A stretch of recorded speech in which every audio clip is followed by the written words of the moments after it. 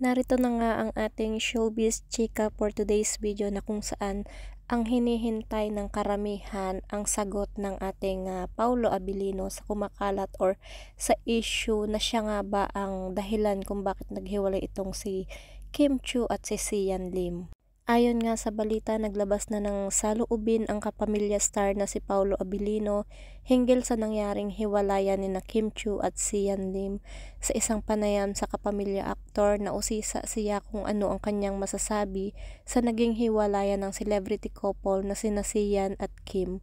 Sina Kim at Paulo Abilino ay unang nagkasama sa digital series na Linlang. Muli na naman silang magtatambal sa Pinoy adaptation ng Korean drama na What's Wrong with Secretary Kim. Na ayon nga umano dito kay Paulo Abilino, hindi na niya ina-analyze ang nangyari dahil kaibigan naman niya si Kim Chiu. Hindi rin umano nararapat na magkumpara o di kaya ay i-judge na lamang ng basta-basta ang nangyari. Pero maganda umano kapag may perfect timing ang lahat. Samantala nga'y tila naging masaya naman ang pagdiriwang ng Pasko ng kapamilya actress na si Kim Chiu kasama ang kanyang pamilya sa kabila na nangyari sa kanila ni Sian.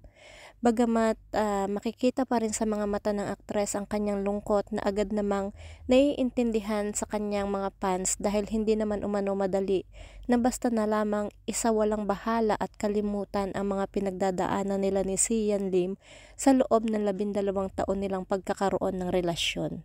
Sa kabilang banda naman, marami ang kinilig nang makita nila na nilike ni Paulo Abilino ang post ng aktres. Hindi naman kasi lingid sa kaalaman ng lahat na pumatok sa mga netizen ang tambalan ng dalawa dahil sa hindi maitatangging chemistry nilang dalawa. Marami naman sa mga fans ng aktres ang humihiling na sana ay mas pagtuunan naman ngayon ni Kim Chiu ang kanyang sarili matapos ang ilang taon na pagtataguyod ng kanilang pamilya. Hiling din ng mga fans ni Kim Chiu ang hiling nito at sana ay makatagpo ito ng taong magmamahal sa kanya ng buo. Magang ilang mga celebrities at kasamahan ng aktres ay nagbigay rin ng mga pagbati para sa aktres sa kabila ng kanyang mga pinagdadaanan ngayon. At meron nga din itong pasabog si Kim Chiu pagkatapos ng breakup nila ni Sian Lim na pinamukha kay Sian Lim ang sinayang niya. Ipinagmalaki niya rito yung kanyang sexing katawan sa Balisin Island, ang isla na pinili ng pamilya ni Kim para ipagdiwang ang Pasko ngayong taon.